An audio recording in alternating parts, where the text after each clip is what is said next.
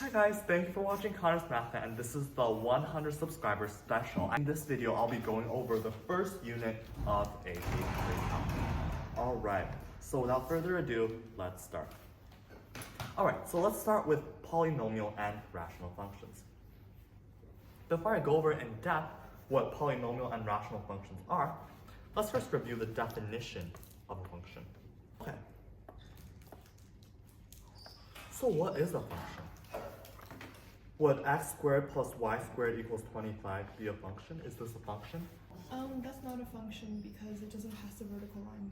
Exactly. It doesn't pass the vertical line test. So it's like, it can intersect a vertical line at 2 points. But there's actually one analogy that I really like about functions, which is that a function is simply a machine. This machine takes in an input, and then it spits out an output. This is not valid in the analogy. Why? If you were to express it as this, if we take in an input x, right, let's say we take in 3, this could output either 4 or negative 4. So it cannot act as a machine that can only go, that has a definite result and will only output something that... but the opposite isn't true because, in a sine wave function, the same x, Yeah, sine would be a function because if we have an x value, we can output a definite y value. Mm-hmm. So that is one of the requirements of a function, that one input can only lead to one output. If the same input leads to 2 different outputs, then we do not know which one to choose from. What about the same input leads, 2 different inputs lead to the same output? Yeah, that's fine, because as long as we know where it goes, that's all right. Oh, you mean like a sine wave? That's what I was trying to Yeah, say. so that's the thing with a sine wave, is that this may happen, but it doesn't, it still satisfies the criteria of a function because we are sure what value will result when we input a specific value. Okay. So the next thing we'll talk about is the graphical representation of a function, or how a function can be represented on a graph. A function has its x values and fx values. So what do? Well, mathematicians thought, hey, if we could represent this in a table, let's say 1 maps to 2, 2 maps to 3, 3 maps to 4, and 4 maps to 5, mathematicians thought that, hey, if we were to represent these in a table, we can also choose to represent them on a graph. And on the x-axis, I would put all the x values. On the y-axis, I would put all the fx values, or all the results. Okay? So what mathematicians thought was, okay, 1, 2, this is 1 point, 2, 3, this is another point, 3, 4, 4, 5. And then not only can I plot points, I can also create a curve or a line. In this case, it's a line of how these, what this relationship is essentially. Okay. Yeah. And in a function, I think something really important is instead of thinking about it as just like math equations, really think about it as an input-output machine. Something that takes an input and spits out an output. Takes another input, spits out an output by a definite algorithm. Okay?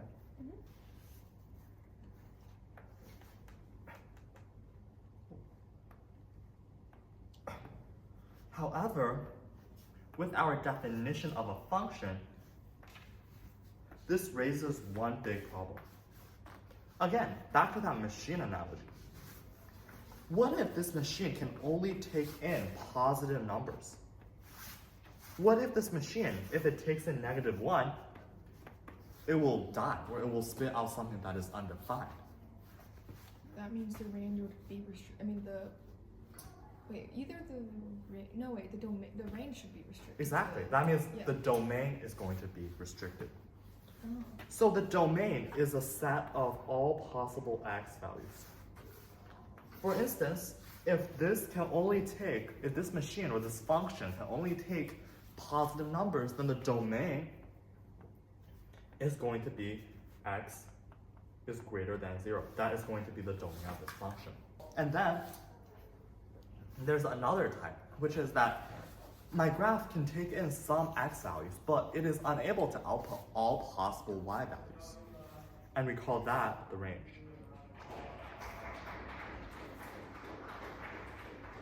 Okay?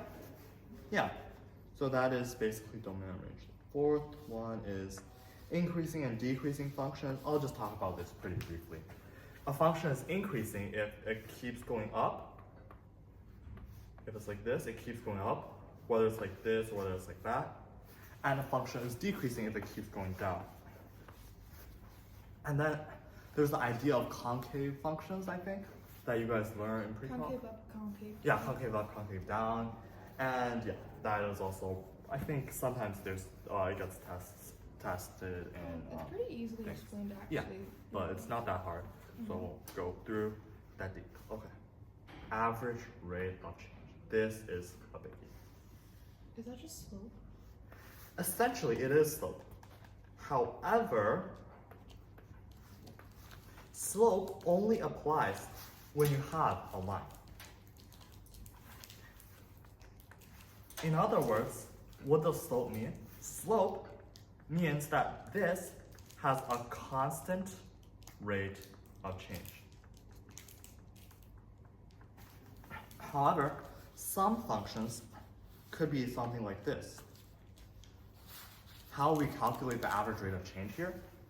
We draw a secant line connecting the two, and then we would calculate the according slope. And then this concept becomes increasingly important once you get to calculus. Why? Because in calculus, we would be focused on finding the slope, the rate of change at an instantaneous point. Let's say we have this curve, right? In calculus, we would be curious, how do we find the slope at this exact point? And that 3 and 3.0001. Like yeah, and that is the idea of a derivative. And I'm not gonna go too deep because I know y'all are interested in test review, but yeah. Wait. What's the difference between slope and average rate of change? Slope is only works for lines. Oh. So really they're the same, but a slope usually is only for lines. Average rate of change can be for any function. Wait, so if I say the average rate of change is increasing, does that just mean if the function is increasing, or does Nope. it mean it's like an exponential equation or something? It means it's concave up. Like it means it's increasing at an increasing rate. So if the slope is positive, it could just be like a linear increasing. But Because think about this. In a linear line, the slope is constant. Mm-hmm. But it is still increasing. Well, how do we make it increasing at an increasing rate? That means the slope has to increase, which means that it has to increase more and more as it goes up. Mm-hmm. Right? It has to be something like this. Does that make sense? Yeah. Okay, great. Okay, next part is zeros.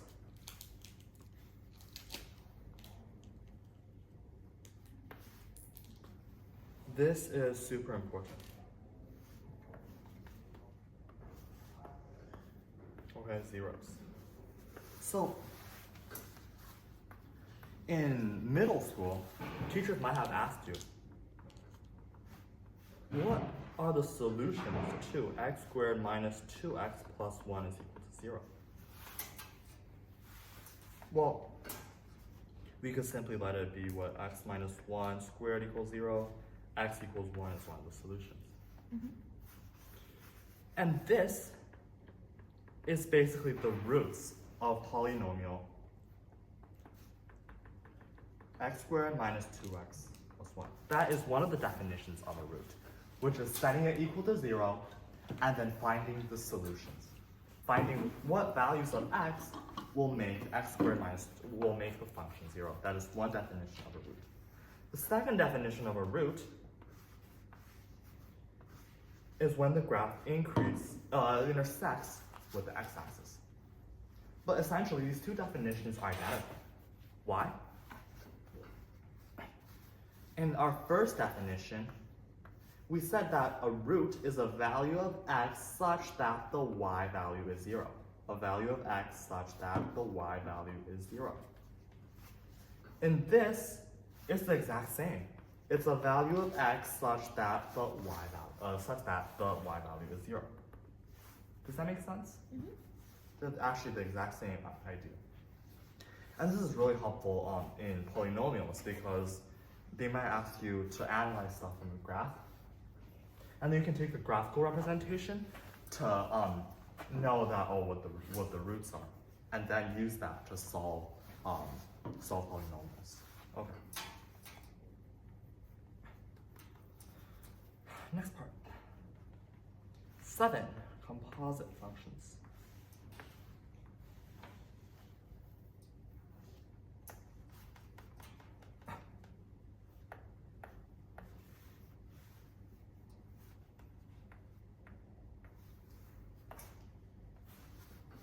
All right, so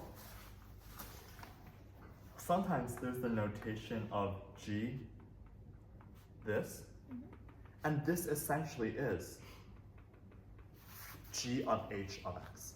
What this essentially means is we do two things. We have two machines. The first machine does hx. It inputs h, and then it outputs a value based on machine h, based on function h. The second thing is what? We take hx as an input now. The machine takes in the value of hx, and then after a series of algorithms that we name g, it outputs another value. Does that make sense? Yeah.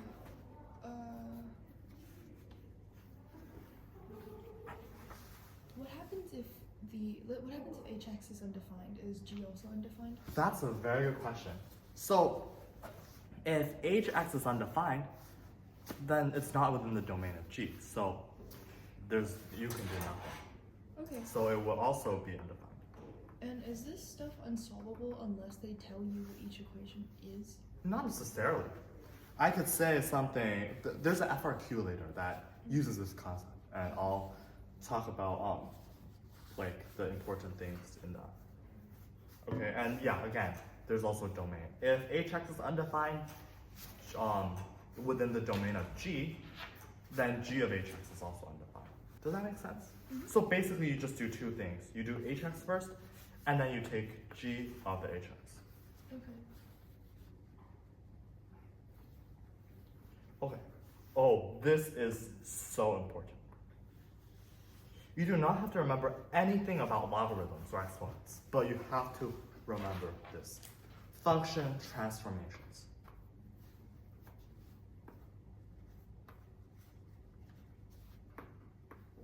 Don't they vary based on what type of function you're Nope. using? They never vary. Not even They're for always the exact same. I can give you any function fx. I don't even have to tell you the equation. I just have to give you the graph. And then I can ask you, hey, what is fx plus 3? up 3. Yes. So there are a few important types of function transformations. The first one is what? Fx to fx plus a constant. What would this mean? Well, originally, our graph might look something like this, right? And then, what I would be saying is, sorry, let me change the notation a little bit. So if I have, right, y equals fx here, and y equals fx plus h here, what I'm saying is, instead, now the y values are simply f of x. But in this graph, I would instead like for the x values, for the y values to all increase by this constant. Mm-hmm. So it would be something like this, right? Yes. The second one is a change from y equals fx to y equals f of x minus h. That is a horizontal translation. Horizontal, left or right? It depends. Is n positive or negative? So would it be Okay, let's say n is positive. Okay, then left would be equal to right, I think. And then Yep, it would be right. goes But opposite. do you understand why? No. Okay, this is actually a pretty interesting topic. Let's say this is equal to 2. Originally, my graph must have the point x, y. But now I must have the point x plus 2, y. Because if I were to plug x plus 2 back into this function, I would get fx, which would still be equal to y. Does that make sense? Mm-hmm. So if this contains all the points x, y, and this contains all the points x plus 2 comma y, my graph would just shift to the right by 2 units. Make sense? Okay. Third one is, let's see, fx, y equals fx, 2, y equals a times fx. This is I don't know what it's called, the stretch thing. It's an amplitude. Amplitude. It expands the amplitude. Are you sure? 'Cause- Yes. So, originally, right, we can explain it the same way. Let's say we have this function. Mhm. But now, what are my y values? It depends, is a negative or positive? Let's say like this is 5. What would this be if we just shift it over? A5? 5a, exactly. 5 times a. Because the y value, we just simply multiplied it by a.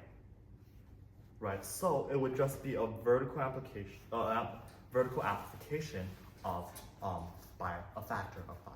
Does it matter if a is negative or positive? If a is negative, we would have to do something else. What do we have to do? What happens when you multiply by a negative number? Oh, do you, like, if it went like this originally, do you go like this? Exactly. Oh. Because originally we have this, right? Mhm. This height originally was a. This height originally was 5. When we multiply by -1, this height now becomes -5. So instead of here, it would be here. Instead of here, it would be here. And then we would have this type of graph. So we would reflect it about the x-axis. So if it was pointing up originally, it point down now. Yes, and it would be a perfect reflection across the x-axis. Wait, hold on. You called it like a vertical amplitude, but I think DT called it like a vertical stretch / compression. Yeah, vertical stretch. In trigonometry, it's called amplitude. Oh, That's wait, just wait. why I said that. What's the difference between stretch and compression? Which one's which? Stretch, they're the same. Because if a is less than 1, that would just be a compression. So like, oh, Because again, think about the heights. If this height originally is 5, the corresponding height in the new graph would be 5 times a. If a is smaller than 1, that height would be less than 5, which means it would compress. What else? Okay, so we did transformation inverse. So I would say that 8 and 9 are two the most important concepts here.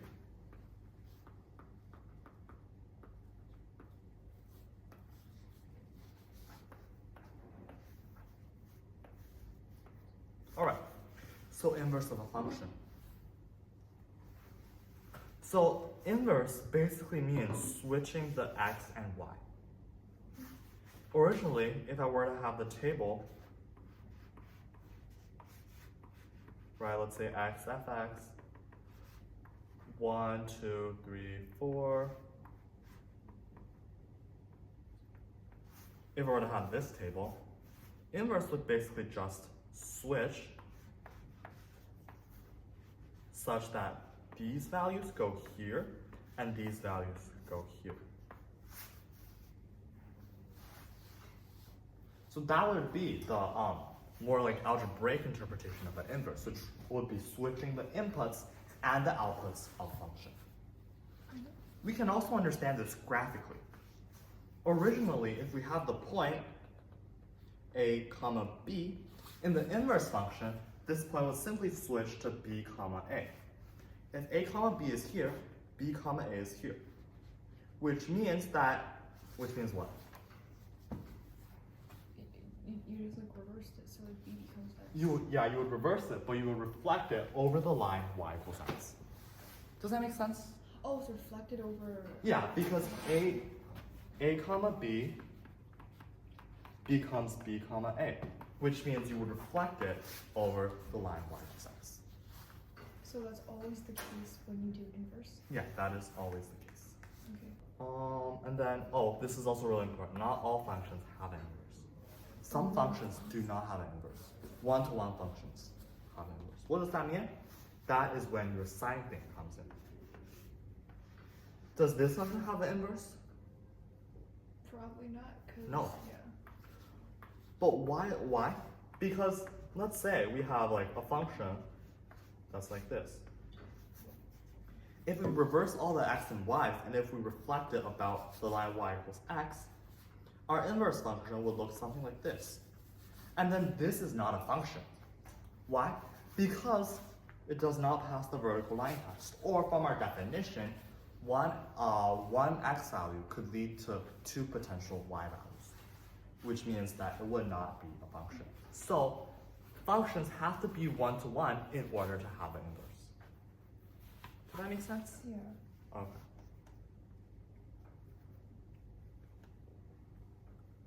All right, let's see.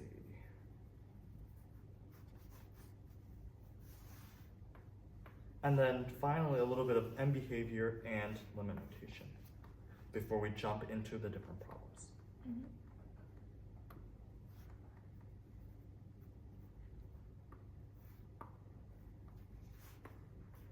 Okay. End behavior simply describes the end movement of a function. So for example, the end behavior of quadratics would be, If it's this quadratic, then it should be as fx approaches negative infinity.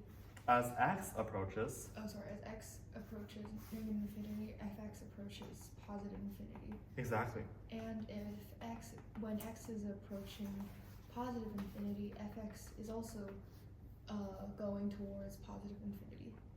exactly. It's just that.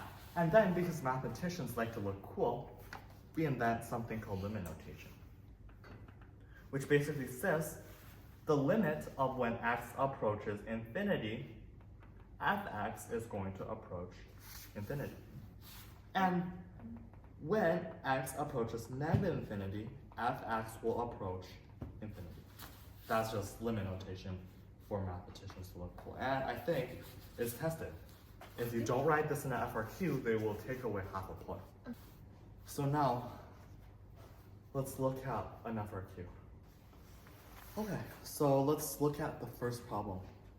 So this is graph of fx, and then it has a domain of negative 3.5 is smaller than x, which is smaller than 3.5.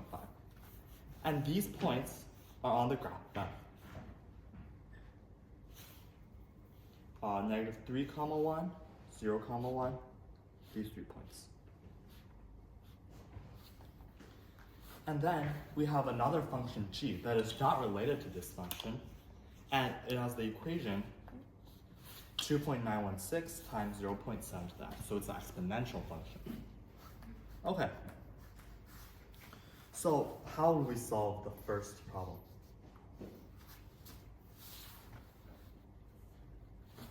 So if we have h of 3, we can express this as g of f of 3. And then from our graph and from our points, we can find that f of 3 is equal to 1.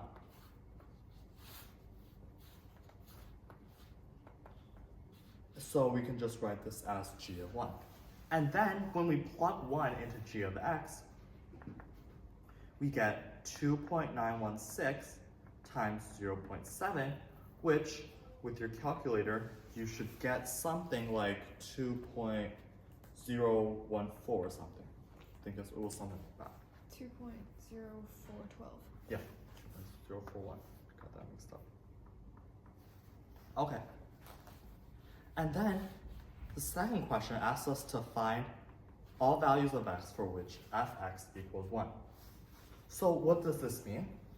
Well, this means that for a y value of 1, which x values would correspond. To make it easier, you can just draw a line over y equals 1, and then find the places where it intersects. So we can get all the solutions of x when y is equal to 1. And this results in -3, 0, and 3.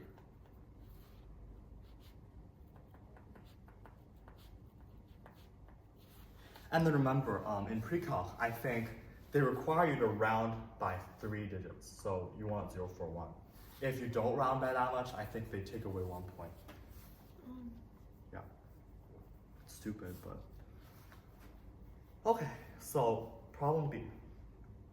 We want to find all values of x for which g of x is equal to 2.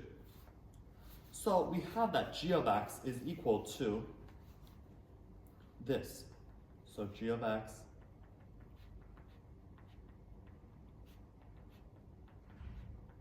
right. So what would it mean if this is if g of x is equal to 2? Well, just that. And then you can plug this into your calculator to find the value of x. And the second one deals with end behavior and limit notation, which we kind of covered previously. And then essentially, g of x is going to look something like this. Why? Because I'll explain this a little more in part 2, because it's an exponential decay function, and it will approach 0. So, as x approaches infinity, y is going to approach 0. In limit notation, we write limit, right, and this would get the points. All right. Does anyone have any questions for these two?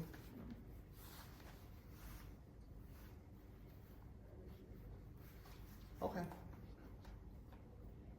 So the next one is determining whether f has an inverse function. So again, what is the requirement of a function in order for it to have an inverse? 1 to 1. It must be 1 to 1.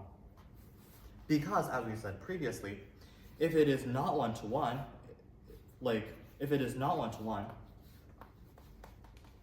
it would look something like this. And the definition of an inverse would be switching the x and y.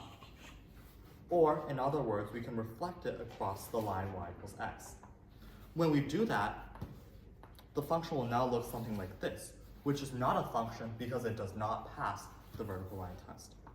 Right? So, in order for a function to have an inverse, it must be 1 to 1, meaning that we cannot have a horizontal line that cuts through 2 points at the same within the same function. Does fx look 1 to 1? No. No. So fx does not have an inverse.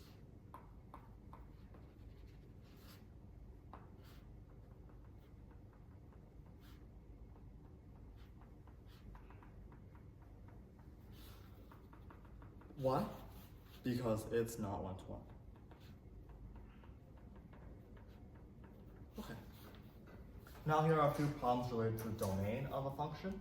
So the domain is the set of all possible x values for which the function is defined. So what would be the domain here? What would be the restrictions, first of all? So there are 3 types of domain restrictions that are most commonly tested. The first type is that the denominator cannot be 0. That's type 1. Type 2 is that the things inside a square root cannot be smaller than 0. Yeah, basically is these two are the most common. So in here we have to deal with both restrictions. The first thing is that this thing in the denominator cannot be equal to 0, because if it were equal to 0, then the fx would be undefined. The second thing would be that the thing inside the radical, so this would have to be greater than or equal to 0, or else we cannot take the square root of a negative number, right? So this also has to be greater than or equal to 0. So this yields x has to be greater than or equal to square root of 2, and this yields that x cannot be square root of 2, because if it were square root of 2, this would equal 0, and it would raise a contradiction. So what this essentially means is that x has to be both greater than square root of 2, but it cannot be square root of 2. So we just have one conclusion, that this. Okay? So this would be, right, root 2 infinity. Because the curved brackets indicate that it cannot be the value of root 2. So it would be b. Okay. Next question. If f of x is equal to x squared plus 1, then what is f of a minus 1? So again, let's go back to what a function is. A function is, we can think about a function as a machine that takes in a value and then outputs another value. What this is saying is whenever I take in a value x, I will output the value x squared plus 1. But in the second case, what we're doing is, what if instead of taking in x, I take in a minus 1? Well, the function will do the same thing. Right? Because this function simply squares the input and then adds it by 1. So this would result in a squared minus 2a plus 2. And then this really kind of is how we can understand this, but in your test, what you can do is you can simply take this, we can simply take the input and then just plug it into the places where, just plug it into the function, right? So if we were to plug something else, like f of a squared, we would just do and that's the exact same thing as a minus 1. It's the exact same idea. All right, so the last question deals with inverse functions. So an inverse function, as I mentioned before, simply switches the x and y. Originally, if I have a list of x values and a list of y values, the inverse functions would switch that such that the x values would be these values and the y values would be these values. So it would be like y as the inputs and x as the outputs. So if what would f of negative 1 of 20 be? We have that f of 10 is equal to 20. As the inverse just switches that, we have the f of negative 1 of 20 is equal to 10. Make sense? Any questions for these problems? Are there more practice problems for the domain one? Huh? Are there more practice problems for the domain? Yeah, I can make a few up. Yeah. So let's say that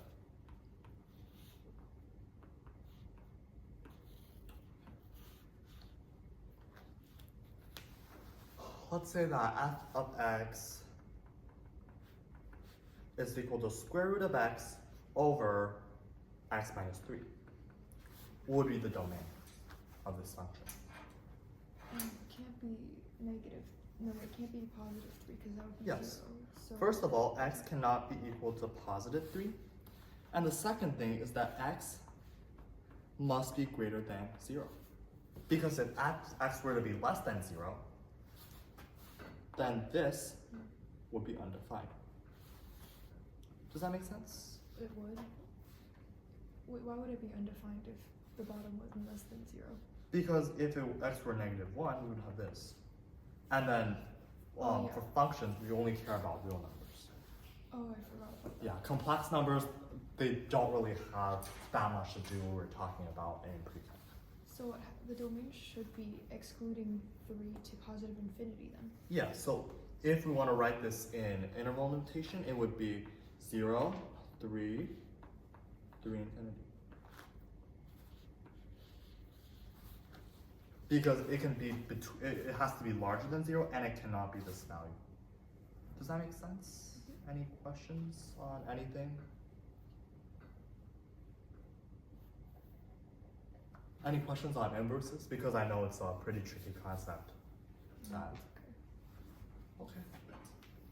All right. Okay. So.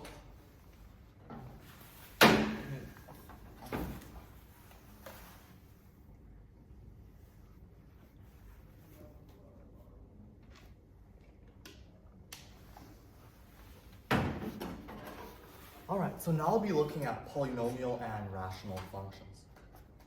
So first of all, let's define what a polynomial function is. A polynomial function is a function in this form, right? Where all of the coefficients, an minus 1, a1, and a0 are real numbers, and n has to be non-negative. So we cannot have something like this. This would not be polynomial. This would not be a polynomial function, right? A polynomial can only happen when all of the degrees are integers and non-negative integers. And the degree of the polynomial is the highest power of x with a non-zero coefficient. So in here, this polynomial will have degree n because this is the highest degree that it has. The leading coefficient is just an, the coefficient of the factor that has the highest power. And yeah, this is part of the curriculum inflection points. So inflection point is a point of the graph where the angle, like how concave it is, changes. So inflection points do not have to necessarily be like this.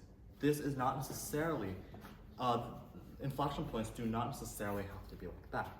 An inflection point could totally be this, where simply how steep it is changes like pretty significantly, right? This would still be an inflection point.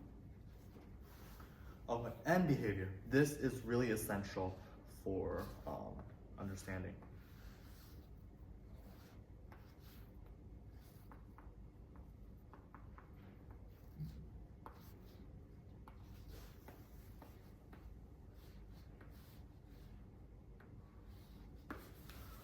Okay, so if we were to have a polynomial function, fx equals a sub n, x to the nth power.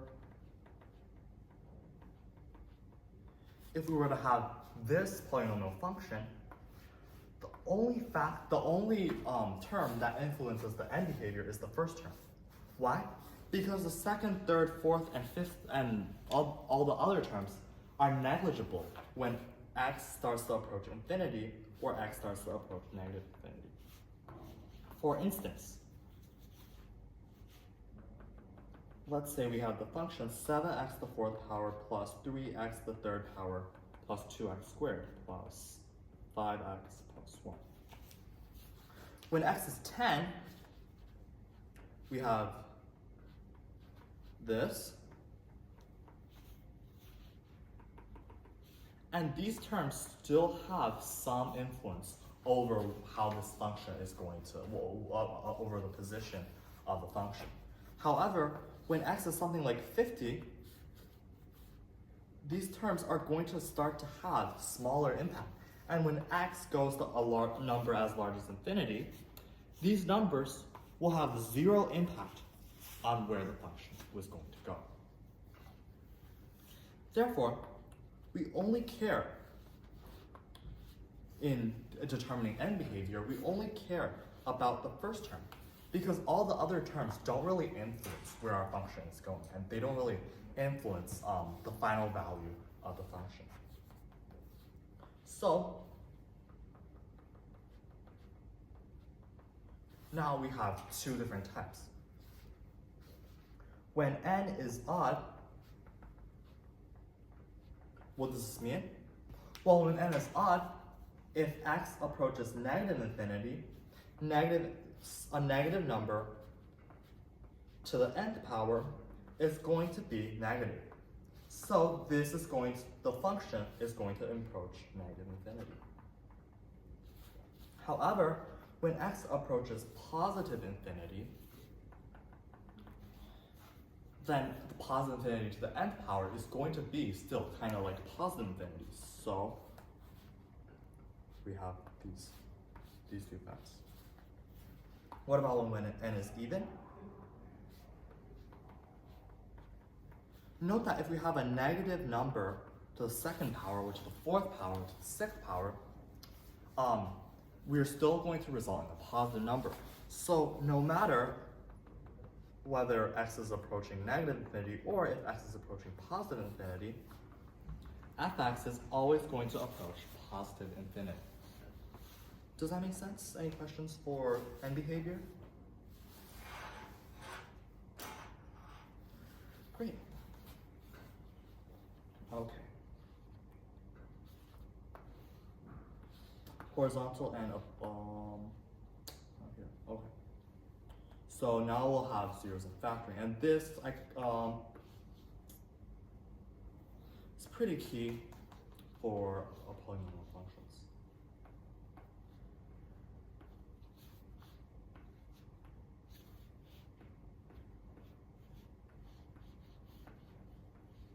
Okay. So zeros of a polynomial can be defined in multiple ways. The first way to define them is to see where the graph of the polynomial intersects with the x-axis. So for instance, if this intersects at the points 3, 0, and 7, 0, the zeros will be 3 and 7. However, another way to understand a zero of a polynomial is by setting the value of the function equal to 0. For instance, if fx were to equal x cubed minus 7x squared plus 5x plus 1, the zeros of a function would be when this is equal to 0, and we would solve for these values. Does that make sense? So those are the two ways we can understand a zero. But a zero could repeat multiple times. We could have a function f of x which is equal to x minus 1 to the 5th power. And this will simply have 5 zeros at the point 1, 0. Right, and the number of times the 0 is repeated is the multiplicity of that 0. So if the 0 is repeated 3 times, it would have a multiplicity of 3. If it were repeated 4 times, it would have a multiplicity of 4. All right, and something that's really important would be that a 0 actually is related with the factors of how a polynomial is factored. If a polynomial is factored like this, R1, R2, Rn would all be the zeros of the polynomial. And this is a definition. Whenever we see a factor, we can immediately think that R1, whenever we see the factor x minus R1, we can immediately go to say that R1 is a factor, is a root of polynomial fx. All right.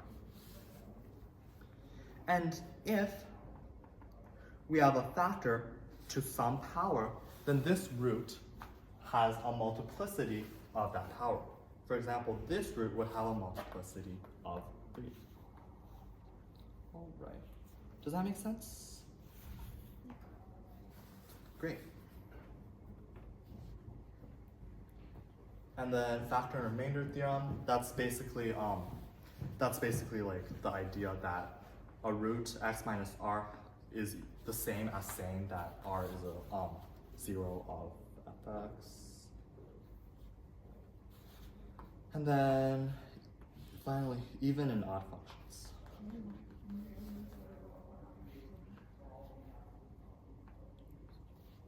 Okay.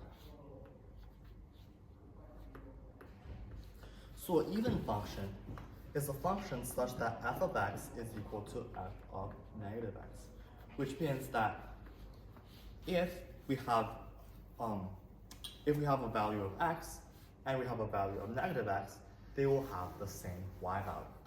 And in a graph, what this simply means is that this function is symmetric about the y-axis. An odd function is one such that f of x is equal to negative f of negative x, which means that the graph is symmetric about the origin. Note that what an odd function simply does is it takes the even function and then reflects that across the x-axis, which would lead to it being symmetric about the origin. Okay, finally, the intermediate value theorem.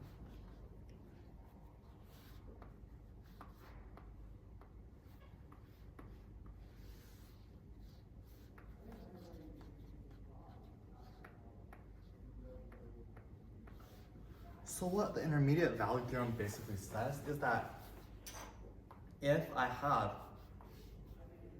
a value of the function here and a value of the function there must be a root within this interval. And this is pretty self-explanatory because here, if we were to have this has to cross the x-axis at some point. It cannot just not cross the x-axis and somehow turn from negative to positive. So more formally, there must be at least one zero between A and B if one of FA is positive and the other is negative, because it has to cross the x-axis at some point in between the two. Okay. And we can do a few practice problems here. So this is polynomial function px. And to solve this problem, what we can do is we can draw a graph of what this would look like.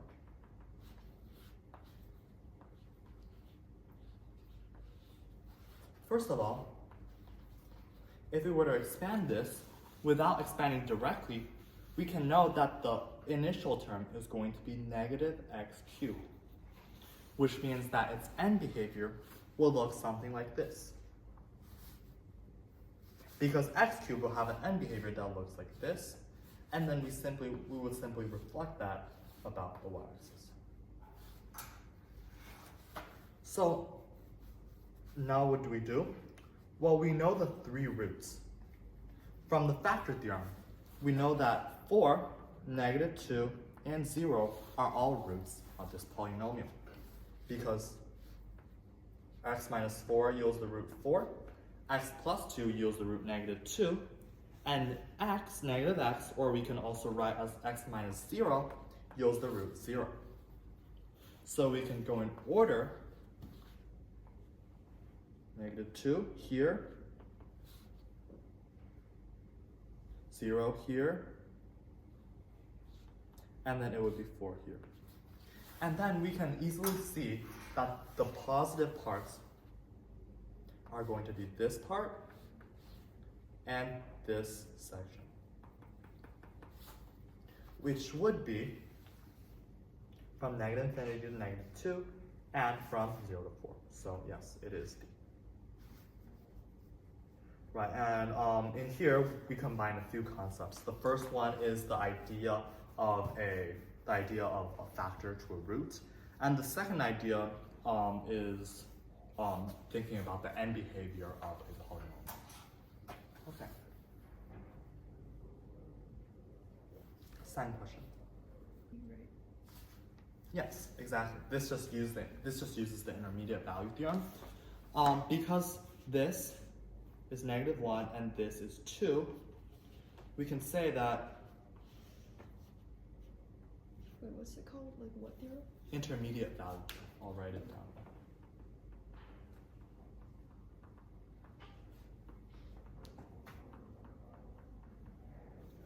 if we plot these 2 points on our graph, we immediately know that this must intersect the x-axis at least 1 point.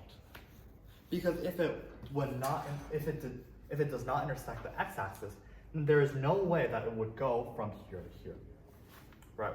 No matter what the shape is, it might look something like this, maybe like this, maybe like this, maybe like this. We don't know, but what we do know is that it has to intersect the x-axis at least 1 time. Can it intersect the x-axis 3 times? Yes, it could go something like this. However, there has to be at least 1 intersection between this curve and the x-axis. Okay, question 3. So for this problem, think back to function transformations. Should be B, because you just multiply. Yes, exactly. So if it is a vertical stretch, we simply multiply the original function by a. And this, as we know that this constant is 2, we would simply say that the new function is equal to the original function, but multiplied by 2, which yields us this value. Any questions for any of these 3 problems? Wait, if it's between if A is between -1 and 1, can I still say dilation? Yes. Okay. You wouldn't have to say it. The problem would just say it. What if it like pops in the FRQ or something? They wouldn't ask you to. They usually wouldn't ask you to say, oh, it's a Okay. dilation. You can just say compression, stretch. All right. And this has to deal with rational functions, which I will talk a little bit about now. So rational functions, right? Now that we finished talking about polynomials, we'll move on a little bit to rationals. Okay. So basically, a rational function is just a ratio of 2 polynomials. It can be expressed as fx is equal to p of x over q of x, where both of these 2 are polynomials.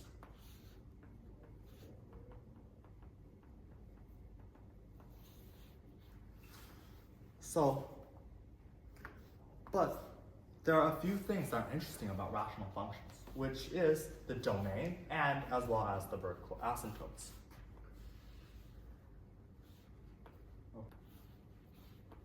So, because we know that the rational function is just the quotient of 2 polynomial functions, what we can do is we can factor both polynomial functions.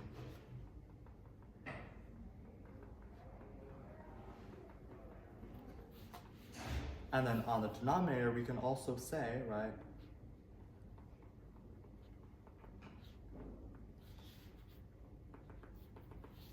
and then, but there's a problem with this. There are some values that we just cannot plug into this rational function. And these are the values n1, n2, n3. Because if we were to plug in any one of those values, our function would be undefined. Does that make sense? Mm-hmm. If we were to plug in n1, the whole denominator would be 0, and this function would be undefined. Those are vertical asymptotes? Yes. And because of that, they would also be the vertical asymptotes. Because when you get really close to n1, n2, n3, right? If we, let's say, we were to get, have x equals n1 plus 0.01, this would be 0.01, right? This value. And then the whole denominator will be really small, which means that the function will approach infinity. So, in short, the roots of the bottom polynomial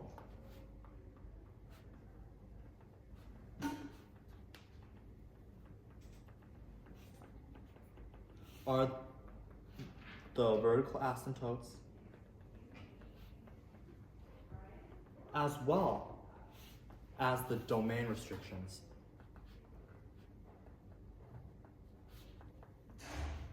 Of rational function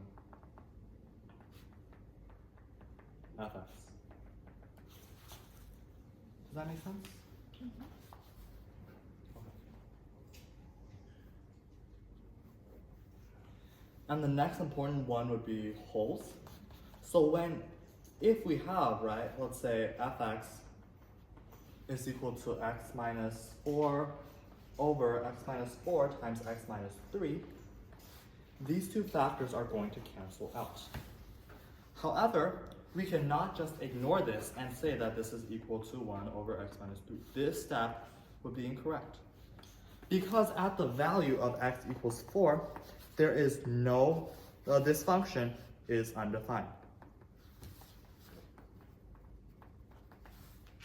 So we can say that if we have this function, we can say that it is equal to 1 over x minus 3 in the case that x is not equal to 4. Does that make sense? All right. So next one would be horizontal and oblique asymptotes.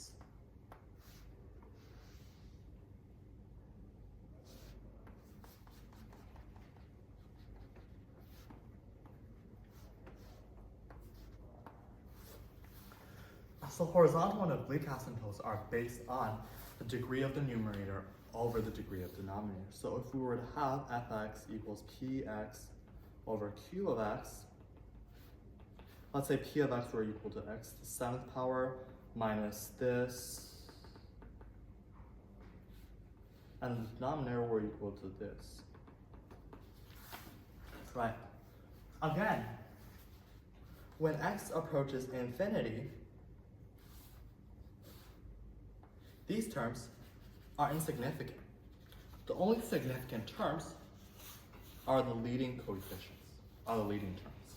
So x7 would be significant and x6 would be significant because all of these terms are not going to matter anymore when x is a super large number, right? So essentially, what we can do here is we can say that 1,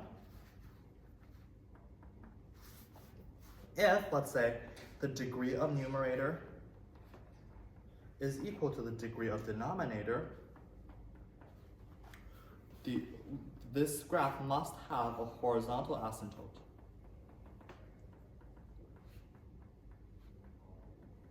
Where? Well, if we were to have x7, 7 times x to the 7th, over 6 times x to the 7th, this horizontal asymptote would be about 7 over 6. Which means that if we were to graph this, the graph will approach a value of 7 over 6. It would approach a value of 7 over 6 when x gets to infinity. Okay. And this will also approach this value when x gets to negative infinity. So it will look something like this. But what if the degree of the numerator was larger than the degree of denominator?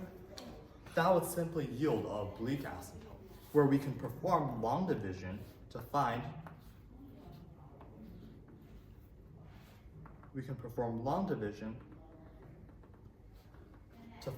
the oblique, the equation of the oblique asymptote. Okay. All right. And basically, yeah, so the zeros of a rational function are just the zeros of the numerator. Note that this is not the zeros of the denominator. This is now the zeros of the numerator. And those are the places where the rational function will intersect with the x-axis. Are those zeros? So for example, if a denominator root is also appearing on the numerator, that means it's a whole instead of a That means it's denominator. a whole. But is it the same thing where like if a numerator and a denominator root are the same? Yeah, that's a really good question. So if we were to I don't know if this is what you mean, but if this is on both the numerator and the denominator, we would just cancel it out and say that this would not be a root, it would just be a hole. So it would not be a vertical asymptote and it would not be 0. Yeah, it would just be a hole. It would just be, I cannot be this value, right? It would make not negligible impact on your graph, but it's just another domain restriction. Okay. Does that make Wait, sense? So if the bottom was x minus 3 instead, that means positive 4 would have to Would be a root, and 3 would be a vertical asymptote. Oh, it would be. Okay. Yeah. Okay. So let's do a few problems.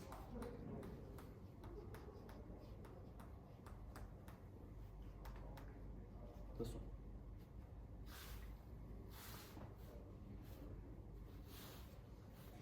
So essentially, right, if it has a horizontal asymptote of 2, that means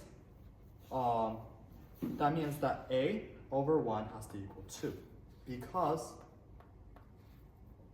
this product is equal to the vertical asymptote, which directly means that a is equal to 2. If the vertical asymptote is 3, that means that x plus c has to be equal, that c has to be 3, because x plus 3 is equal to 0, right? So c has to be 3, and the sum is going to be 5. All right. Okay, so this is kind of combining rational and, wait, no, this is mainly rational.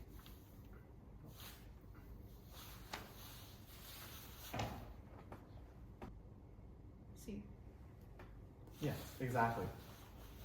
Because the top, if we let fx equals p of x over q of x, the top would simply be what? The top would simply be x minus 1 times some other things, and then the bottom would be x minus 1 times x minus 7.